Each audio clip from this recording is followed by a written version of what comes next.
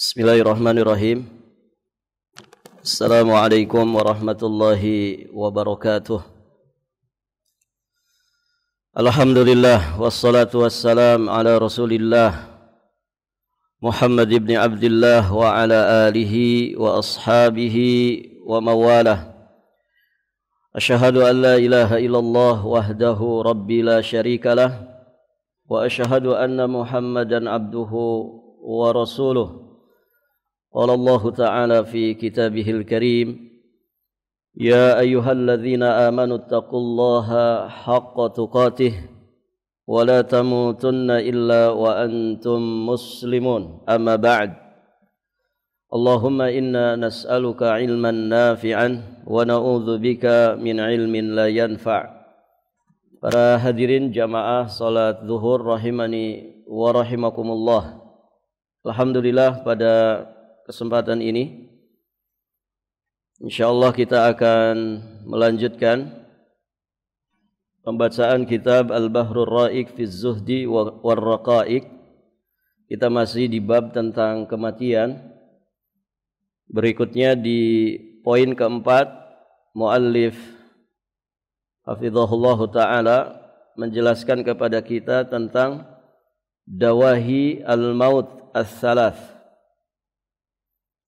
3 kengerian kematian. Kematian itu adalah musibah, sebagaimana yang Allah Subhanahu wa taala firmankan di surat Al-Maidah ayat 106. Fa asabatkum musibatul maut. Lalu kamu ditimpa musibah berupa kematian. Baik, para jamaah yang dirahmati Allah, di surat Al-Baqarah juga Allah Subhanahu wa taala menyebutkan bahwa kehilangan jiwa itu termasuk dari musibah. Walanabluwannakum bisyai'im minal khawfi wal ju'i wa naqsim minal amwali wal anfusi was samarat. Dan sungguh benar-benar kami akan uji kalian itu. Bisyai'in, dengan sedikit. Minal khawf, dari rasa takut. Wal ju' dari kelaparan. Sedikit dari kelaparan. Wa naqsim minal amwal, kemudian kekurangan harta. Was samarat, wa naqsim minal amwali wal anfus, kemudian kekurangan dari jiwa. Kekurangan jiwa atau kehilangan jiwa inilah yang dikatakan sebagai kematian. Was samarat, juga kekurangan buah-buahan. Wa basyiris sabirin, dan berikanlah berita gembira terhadap orang-orang yang sabar. Siapa mereka ini? Alladzina idza asabathum musibah, yakni mereka orang-orang yang ketika ditimpa musibah, qalu inna lillahi wa inna ilaihi raji'un. Mereka kemudian beristirja kepada Allah Subhanahu wa taala dengan mengucapkan kalimat inna lillahi wa inna ilaihi raji'un.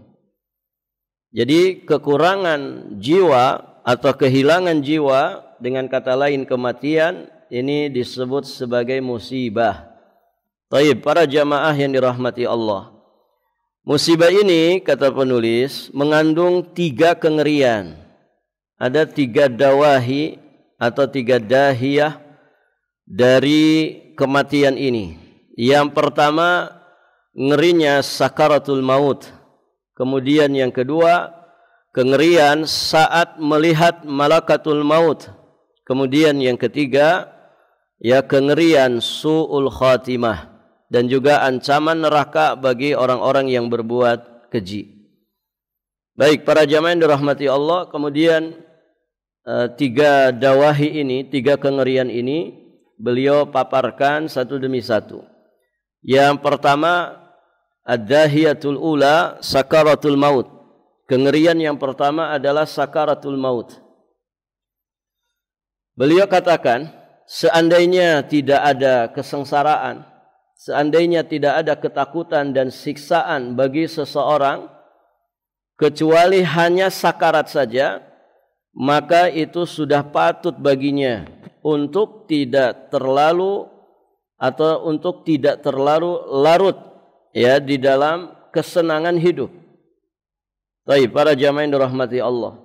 Artinya kalau tidak ada kesusahan, kesengsaraan yang lain kecuali hanya sakarat saja, maka itu sejatinya sudah cukup menjadikan kita untuk tidak terlarut di dalam kesenangan dunia atau kesenangan hidup.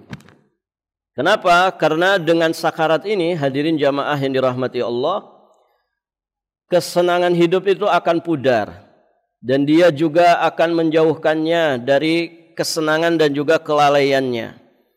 Sangat pantas pula baginya untuk selalu merenungkan dan juga memperbanyak persiapannya. Karena sejatinya nilai kita adalah saat kita menghadap Allah Subhanahu wa ta'ala, bukan yang ada saat ini. Makanya ada husnul khatimah, ada su'ul khatimah. Dan tentu husnul khatimah juga sangat berkaitan dengan proses sebelumnya. Demikian pula su'ul khatimahnya. Terlebih lagi setiap saat kematian itu selalu mengincarnya. Kematian sebagaimana dikatakan oleh orang-orang bijak, dia adalah karbun biyadi siwaka la tadri mata yakshaka. Jadi yang namanya al-maut itu adalah kesusahan yang ada di tangan orang lain dan engkau tidak tahu kapan dia akan menimpamu. Jadi diungkapkan dengan kalimat karbun. Ya, karbun itu kengerian, kesusahan, penderitaan yang dia ada di tangan orang lain, kita tidak pernah tahu kapan akan menimpa diri kita. Baik, para jamaah, bisa dikatakan yang namanya informasi kematian mungkin hampir setiap hari kita dengarkan. Begitu ya. Apalagi kalau kita ada di tempat-tempat tertentu, begitu ya. Kalau misalkan kita sedang di Tanah Suci, sedang di Masjid Nabawi, ataukah sedang di Masjidil Haram, itu yang namanya kematian, ya setiap hampir bisa dikatakan rata-rata setiap selesai sholat, ya kita selalu mendapatkan informasinya. Ya. Sallu alal amwat, ya, as-salatu alal amwat, begitu kan? Salatlah wahai jamaah ya kepada para jenazah yang akan kita sholati ini. Itu hampir setiap kali selesai sholat 5 waktu. Barakallahu fikum. Masya Allah. Dan mungkin di kita juga demikian ya. Kita sering ya mendapatkan berita inna lillahi wa inna ilaihi raji'un. Ya. Karena demikianlah ya Allah Subhanahu wa taala ya menciptakan manusia ya setiap hari mungkin dan juga mewafatkan manusia setiap hari ya. Walaupun angka kelahiran tentu mungkin bisa jadi lebih banyak begitu ya daripada angka kematian. Baik, para jamaah yang dirahmati Allah. Namun pasti ada setiap hari yang kemudian Allah Subhanahu wa taala cabut nyawanya. Nah, inilah kematian yang dikatakan karbun, yang kita mungkin mendengar informasinya, bahkan menyaksikannya, ikut serta kita menyelenggarakan ya jenazah kematian seseorang, namun kita tidak pernah tahu ya kapan karbun ini akan menimpa diri kita. Nah, meskipun seorang manusia berada di puncak kesenangan dan dalam satu hiburan, pada saat itu pula dia menunggu datangnya seorang tentara untuk memukulnya dengan 5 pukulan hingga mengeruhkan kenikmatannya dan juga merusak kehidupannya. Maksudnya itu adalah peristiwa saat kita didatangi malakatul maut. Dalam setiap hembusan nafasnya anak manusia selalu menunggu datangnya malaikat maut yang akan mencabut nyawanya. Sakarat itu sakarat menjelang kematian seperti yang dikatakan, dia lebih sakit daripada disayat dengan pedang. Dia lebih sakit daripada disabet dengan pedang, digergaji dengan gergaji, dipotong dengan gunting. Sakitnya badan karena sabetan pedang terasa karena badan tersebut masih bersatu dengan ruh. badan tersebut masih bersatu dengan ruh. Artinya yang bikin sakit itu apa? Yang bikin terasa sakit? Kalau ada anggota badan kita tergores, ya, silet kah, pisau kah, pedang kah, yang kita jadi merasakan sakit itu apa? Karena keberadaan ruh. Karena keberadaan ruh di dalam jasad kita ini. Adapun jasad itu kalau sudah terbujur kaku, barakallahu fikum, dia sudah terpisah dari ruhnya, maka tentu rasa sakit itu tidak akan dirasakan. Begitu ya. Walaupun hadirin jamaah yang dirahmati Allah, di dalam Islam kita tidak boleh menyiksa jasad yang sudah tidak ada nyawanya. Bahkan dalam praktek jihad saja tidak boleh mutilasi. Kalau orang kafir sudah berhasil kita bunuh, maka tidak boleh kemudian dicincang-cincang, dimutilasi lagi, saking gemesnya, saking bencinya. Nah, dalam Islam tidak boleh. Baik, para jamaah yang dirahmati Allah. Kasru admil mayyit ka kasriha hayyan. Ya, mematahkan tulangnya mayit itu sama saja hukumnya mematahkan tulang tersebut saat dia masih hidup. Barakallahu fikum. Nah, itu secara hukum. Namun para jamaah yang dirahmati Allah, kalau misalkan orang sudah mati, ya dimutilasi, disayat-sayat, ya dia tidak akan merasakan rasa sakit. Begitu. Tos sudah lepas ruhnya. Baik, para jamaah yang dirahmati Allah.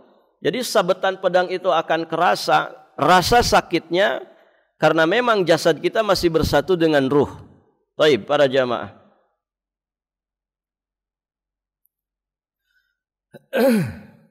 Lantas bagaimana lagi jika yang ditebas secara langsung itu adalah ruh itu sendiri? Jika yang kemudian ditebas itu adalah ruhnya itu sendiri, tentu lebih sakit lagi, begitu ya, lebih sakit lagi. Para jamaah yang dirahmati Allah, ya kita tertusuk jarum saja kan terasa sakit, gitu ya, karena ada ruh. Nah, bagaimana kalau kemudian ruh itu dilepaskan dari jasad? Selain itu, orang yang dipukul dengan pedang, dia masih saja bisa minta tolong, berteriak, karena masih ada kekuatan pada hati dan juga lisannya. Akan tetapi bagi orang yang hendak mati, suara dan teriakannya telah terputus karena rasa sakit yang begitu sangat. Kesusahannya pada waktu itu telah mencapai puncak sehingga naik ke hati dan menyebar ke dalam setiap tempat yang ada di dalamnya. Lalu melemah setiap kekuatan dan bagian tubuhnya sehingga tidak menyisakan kekuatan sedikit pun untuk meminta pertolongan. Ya. Wakila man raq. Ya. Dia tidak bisa lagi, hadirin jamaah yang dirahmati Allah. Oleh karenanya, ya, salah satu di antara kunci keistiqomahan adalah kunci husnul khatimah adalah kita istiqamah di atas kebaikan. Kebaikan secara zahir, kebaikan secara batin, ya kebaikan sikap, perbuatan dan juga lisan.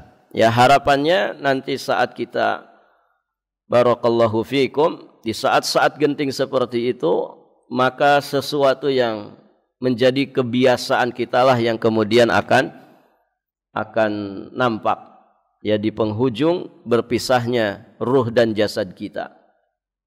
Ya, kalau orang biasa berzikir, semoga kalimat zikir itu yang keluar, begitu ya.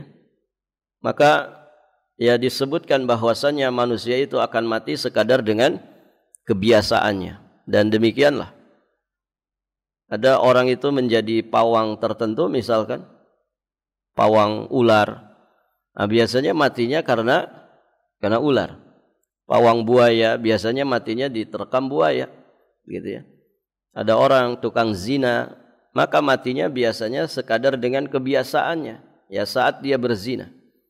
Ada orang misalkan candu narkoba, maka kemungkinan besar dia mati, ya saat dia pesta narkoba, dan demikian seterusnya. Maka kalau orang membiasakan dirinya semasa hidupnya dengan kebaikan-kebaikan, tentu ada harapan besar Allah Subhanahu wa taala mewafatkannya, ya di atas kebaikan tersebut. Baik, para jamaah yang dirahmati Allah Subhanahu wa taala.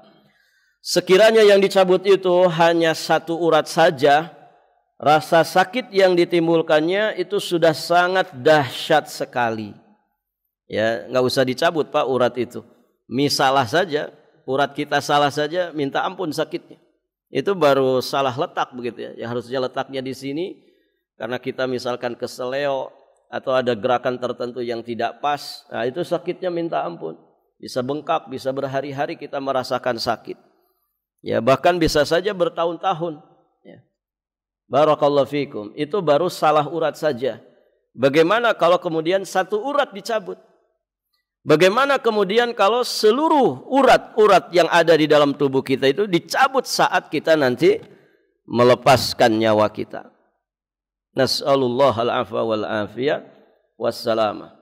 Jadi beliau sampaikan, apalagi jika yang dicabut itu ruh yang sedang kesakitan itu sendiri. Bukan hanya dicabut satu urat saja, namun seluruh urat yang ada, ya, seluruh urat yang ada, persendian, otot-otot kita semuanya ketika melepaskan, ya, ruh, tentu semuanya akan merasakan kesakitan. Dan setelah itu setiap anggota badan dari sekian anggota badannya menjadi mati secara perlahan. Pada mulanya kedua kakinya terasa dingin.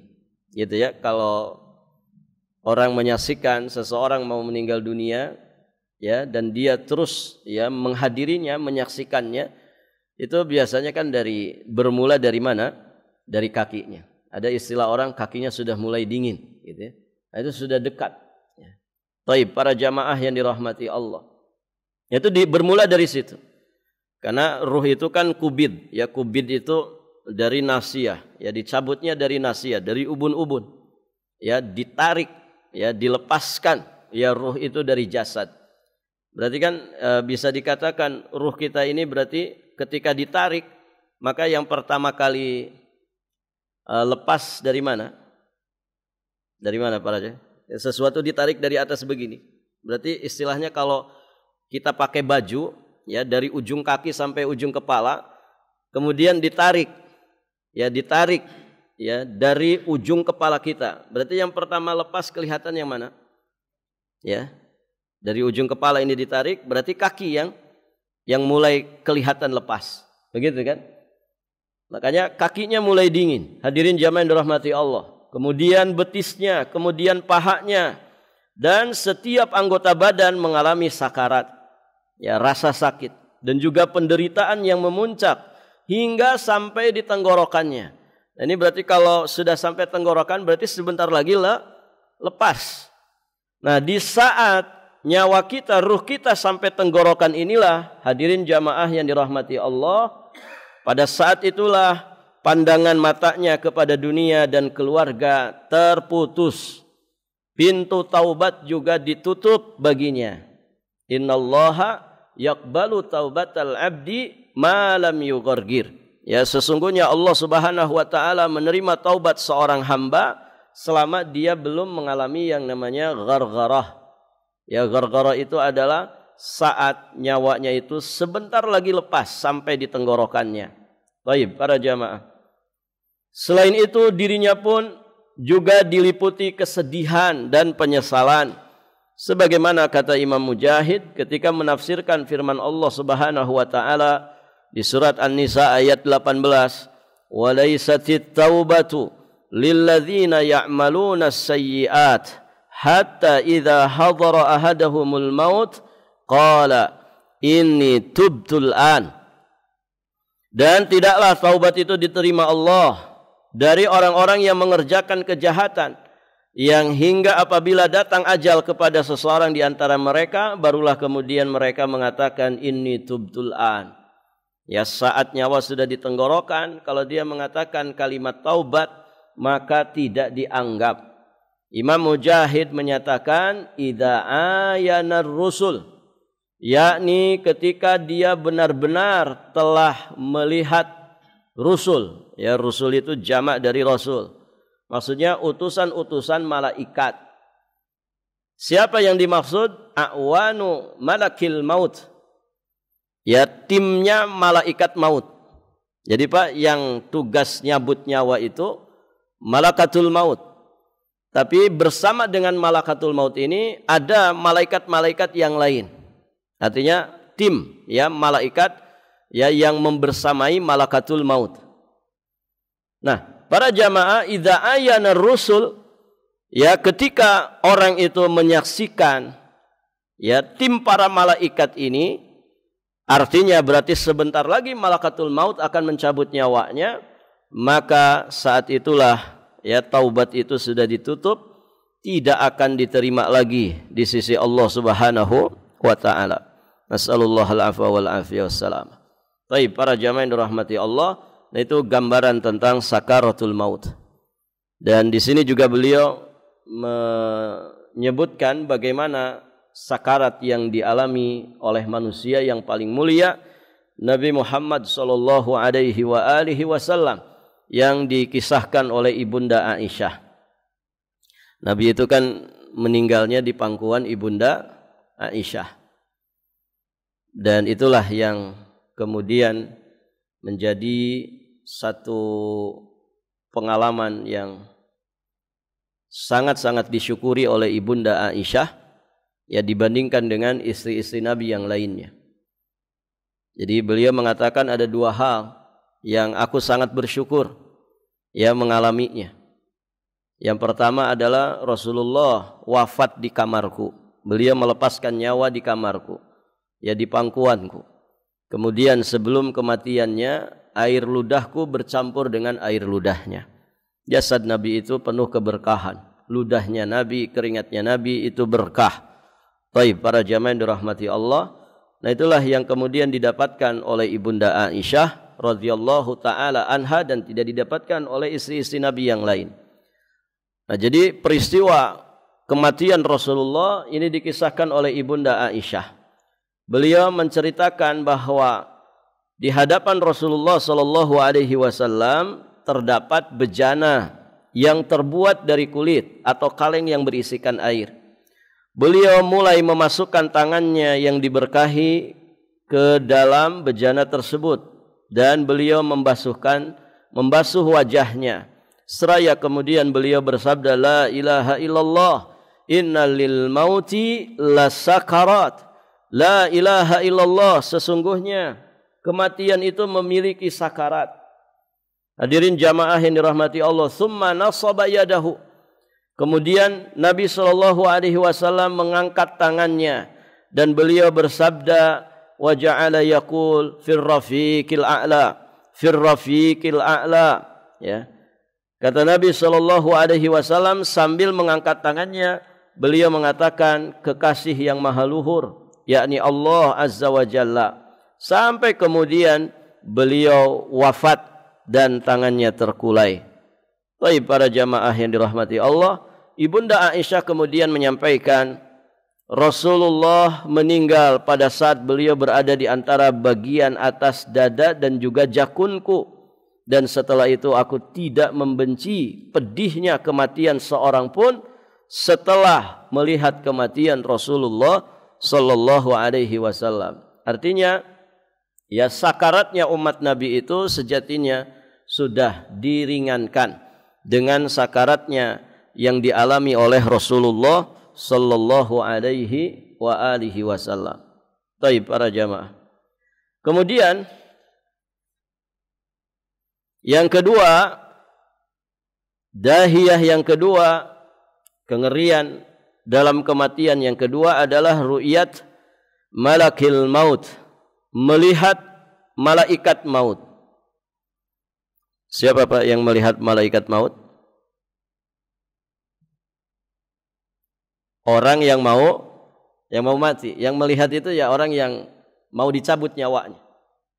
Jadi kalau kita ngelihat ada di sekitar orang yang sakit, misalkan ada teman kita sakit, kita ada di sekitarnya. Kemudian ternyata dia sedang diambang sakaratul maut. Nah, berarti kan didatangi oleh malaikat ya, dan malaikat tim yang menyertai malaikat maut. Kedatangan malaikat ini siapa yang lihat? Ya teman kita yang mau mati ini. Kita yang belum waktunya mati, yang enggak ngelihat. Jadi yang melihat ini yang akan dicabut nyawanya. Walaupun di situ ada banyak manusia yang memang belum waktunya mati, maka orang-orang di sekitarnya tidak akan melihat. Yang melihat hanyalah orang yang memang akan dicabut nyawanya. Baik, para jamaah yang dirahmati Allah. Bencana ini khusus bagi orang-orang yang berbuat maksiat. Nah, jadi kehadiran malakatul maut itu bisa dikatakan ngeri, bisa dikatakan ya sesuatu yang sangat membahagiakan. Begitu ya. Nah, dikatakan dahiyah bahwa malakatul maut yang datang ini sangat mengerikan, ini bagi para pelaku maksiat. Orang-orang kafir atau yang sejenis dengan mereka atau para mujrimin, yakni para pendurhaka ahli maksiat. Baik, para jamaah yang dirahmati Allah. Karena orang-orang yang beriman tentu dicegah darinya. Jadi malakatul maut ketika akan mencabut nyawa orang beriman, dia datang dengan sosok yang sangat menawan. Tapi ketika yang akan dicabut ini ya adalah nafsul khabithah, bukan nafsul mutmainnah, tapi dia nafsu yang khabithah, jiwa yang buruk, jiwa yang keji, maka ya malakatul maut yang datang kepada dirinya itu dengan sosok yang sangat menyeramkan. Nah, ini para hadirin jamaah yang dirahmati Allah, ya, semoga Allah wafatkan kita semua dalam keadaan husnul khatimah. Perbuatan mewafatkan terkadang disandarkan kepada Allah. Ya, seperti di surat Az-Zumar ayat 42, Allahu yatawaffal anfus hina mautiha. Allah memegang jiwa orang ketika matinya. Jadi mewafatkan itu kadang disandarkan kepada Allah, karena memang Allah yang kuasa untuk menghidupkan dan mematikan.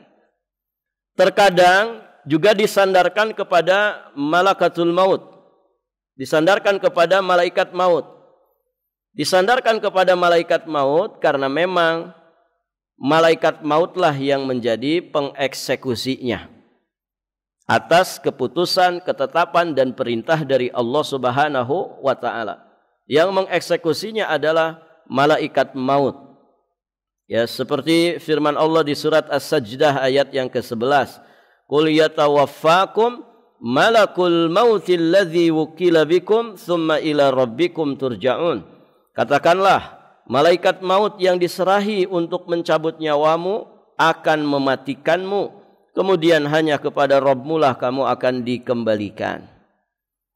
Baik, para jamaah. Yang ketiga, terkadang mewafatkan itu disandarkan kepada para pembantunya dari para malaikat. Ya, seperti di surat Al-An'am ayat 61. Tawaffathu rusuluna wa hum la yufarritun. Dia diwafatkan oleh para malaikat kami dan malaikat-malaikat kami itu tidak melaksanakan, tidak melalaikan kewajibannya. Baik, para jamaah. Jadi kalimat mewafatkan itu ada 3 sandaran ya. Kadang disandarkan kepada Allah karena memang Allah yang kuasa untuk itu. Kadang disandarkan kepada malaikat maut karena malaikat mautlah yang mengeksekusinya. Kadang juga disandarkan kepada tim yang membersamai malaikat maut, ya, dari bangsa malaikat juga. Karena kan nanti setelah dilepas, ya, ruhnya kemudian dibungkus pakai kain, ya, dibungkus, ya. Kalau dia ruh yang thayyibah, ruh yang mutmainnah, maka dia dibungkus dengan kain kafan dari surga. Ya, ini perkara gaib ya, modelnya gimana Allahu a'lam. Ya, tapi kalau kemudian dia ruh yang khabithah, ruh yang buruk, maka dia akan ya dibungkus dengan kain ya dari api neraka, ya, dengan kafan dari api neraka yang sangat kasar, sangat mengerikan. Baik, para jamaah. Nah, itu yang melakukannya adalah tim dari bangsa malaikat yang membersamai malaikat maut. Akan tetapi pada hakikatnya yang mematikan itu jelas Allahu Azza wa Jalla.